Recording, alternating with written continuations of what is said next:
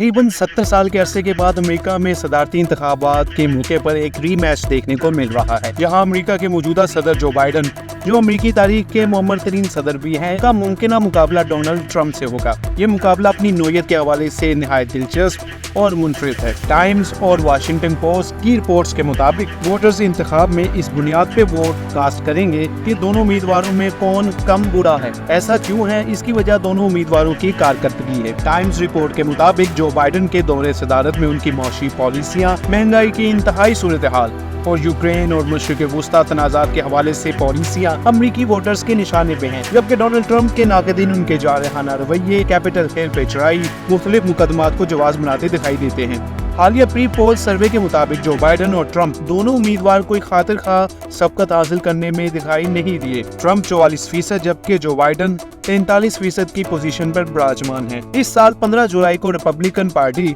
अपने सदर और नायब सदर के उम्मीदवारों का ऐलान करेगी, जबकि 19 अगस्त को डेमोक्रेट्स शिकागो में जो बाइडन को बतौर उम्मीदवार नामजदगी का ऐलान करेंगे। 16 सितंबर को दोनों उम्मीदवार सदारती मुबाहिसे में आमने सामने नजर आएंगे और 90 मिनट्स की इस तवील मुबाहिसे में अपनी कारकर्दगी और पॉलिसियों को आवाम के सामने रखने की कोशिश करेंगे। जबकि 5 नवंबर बरोज मंगल अमरीकी अवाम अपने पसंदीदा उम्मीदवार को वोट कास्ट करेंगे। अब देखते हैं इन दोनों हजरात की इलेक्शन मुहिम किन मुमकिन वादों से गूंजेगी और ये अमरीकी अवाम को किन बयानात से लुभाने की कोशिश करेंगे। 81 साल जो बाइडन 30 साल की उम्र में पहली बार सेनेट की सीट जीते थे और 3 दहाइयों तक इस सीट पर विराजमान रहे। 2008 में बराक ओबामा के नायब सदर के तौर पर फराइज सरअंजाम दिए। दूसरी जानिब ट्रंप, जिनके खिलाफ 2 फर्द जुर्म की कार्रवाइयां अमल में लाई जा चुकी हैं। इसके अलावा अमरीकी अदलिया में उनके खिलाफ 91 फेलोनी चार्जेस की तहकीकात भी की जा रही हैं। बहरहाल ट्रंप इन तमाम इल्जामात की तरदीद करते हैं। इन दोनों हजरात की मुहिम में सबसे पहला वादा होगा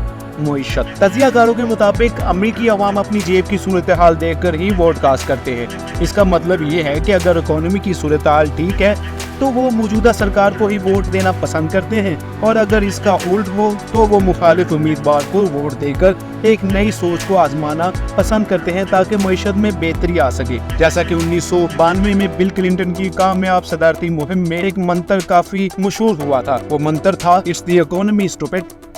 अमरीकी तजियाकार मिस्टर स्पेंसर के मुताबिक मईशत एक बुनियादी मसला है, जैसा कि जराइम, और ज्यादातर अमरीकी सोचते हैं कि हालिया सालों में उनकी रोजमर्रा जिंदगी बेहतरी की बजाय बदतर की हुई है। इससे फर्क नहीं पड़ता कि आप चाहे जितने आदाद शुमार उनके सामने रखें, ये मसला उनके एहसासात से जुड़ा हुआ है। मईशत की बेहतरी लोग महसूस नहीं कर पा रहे। इंतखाबात में अमरीकी अवाम बाइडन और ट्रंप के मुआशी वादे पूरी आबोताब से सुनने की तवक्को कर रहे हैं। यूक्रेन और मशरिक़ वुस्ता तनाज़ात। अमरीकी स्टेट डिपार्टमेंट की वेबसाइट के मुताबिक फरवरी 2022 से अप्रैल 2024 तक अमरीका की जानिब से यूक्रेन को $44 बिलियन की सिर्फ फौजी इमदाद दी जा चुकी है, जबकि दीगर इमदाद को मिलाकर देखा जाए तो अब तक $175 बिलियन की इमदाद सिर्फ यूक्रेन को दी गई है।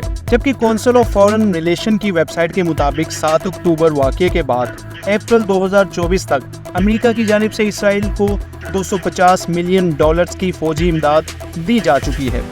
पूरी दुनिया की तरह अमरीकी वोटर्स भी अमेरिका कराई जंगों में कूदने और हरदम चौधराहट की पॉलिसियों से तंग नजर आते हैं। तजियाकारों के मुताबिक नौजवान वोटर्स तनाज़ात को खत्म करने की बजाय मजीद भड़काने की पॉलिसी के सख्त खिलाफ हैं। अगरचे यूक्रेन और फलस्तीन तनाज़ात पर बाइडन के ज़ेरे इंतजाम डेमोक्रेट्स की जानिब से अमरीकी अवाम को वादे किए जा रहे हैं कि इनका जल्द हल निकल आएगा और इसी वजह से हालिया दिनों में अमरीकी इंतजामिया इसराइल पर मुख्तलिफ ज़राए से दबाव भी डाल रही है। मगर तजियाकारों के मुताबिक अमरीकी वोटर्स नहीं समझते कि बाइडन इंतजामिया अगर दोबारा इक़्तिदार में आई तो ये तनाज़ात हल होंगे। दूसरी जानिब ट्रंप अपने हालिया इंटरव्यूज में वाज़े तौर पर बयान दे चुकी हैं कि अगर वो सदर होते तो यूक्रेन और दूसरे तनाज़ात वो 1 या 2 दिन में बातचीत से हल कर लेते।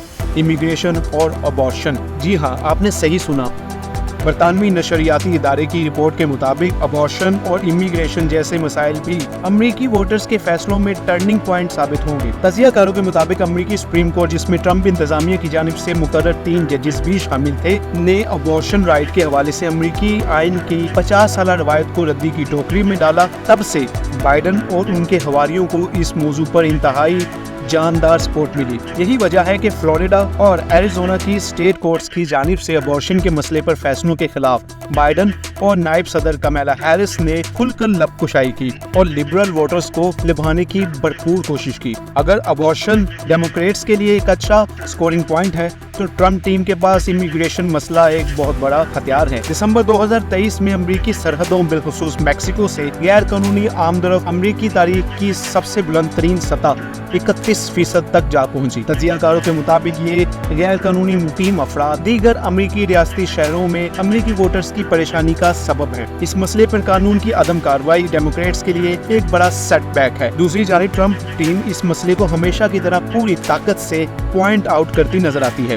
میکسیکو وال کا سلوگن اب تک ٹرمپ کے لیے امریکی ووٹرز کی بڑی سپورٹ کا باعث بھی ہے۔ پاکستان پہ اثر اگر دیکھا جائے تو 5 نومبر کو ہونے والے امریکی صدارتی انتخابات میں مد مقابل امیدواروں کی پاکستان کے حوالے سے پالیسیاں مختلف ہیں۔ فارن افیئرز کے تجزیہ کار اور مسلم لیگ نون کے رہنما اور سابق سینیٹر مشاہد حسین سید کے مطابق بائیڈن انتظامیہ کی جانب سے موجودہ حکومتی سیٹ اپ کو سپورٹ واضح طور پر نظر آتی ہے، جبکہ ٹرمپ کے دور میں افغان تنازع کا حل اور دیگر معاملات کی وجہ سے عمران خان حکومت کے ساتھ ایک اچھا ورکنگ ریلیشن پیدا ہو چکا تھا۔ لہٰذا امریکی صدارتی انتخابات میں اگر ٹرمپ کامیاب ہوتے ہیں تو پاکستان کے حوالے سے پالیسی میں ایک واضح ٹرن نظر آئے گا۔ اسی موقع پر مشاہد حسین سید نے مزید کہا کہ پاکستان میں بات چیت اور معاملہ رفع دفع کرنے کا معاملہ شروع ہونا چاہیے، اس سے پہلے کہ نومبر کو امریکہ کی کوئی کال آ جائے۔ واضح رہے کہ اسی طرح اسی سے ملتے جلتے خیالات کا اظہار معروف تجزیہ کار شبر زیدی بھی کرتے ہیں۔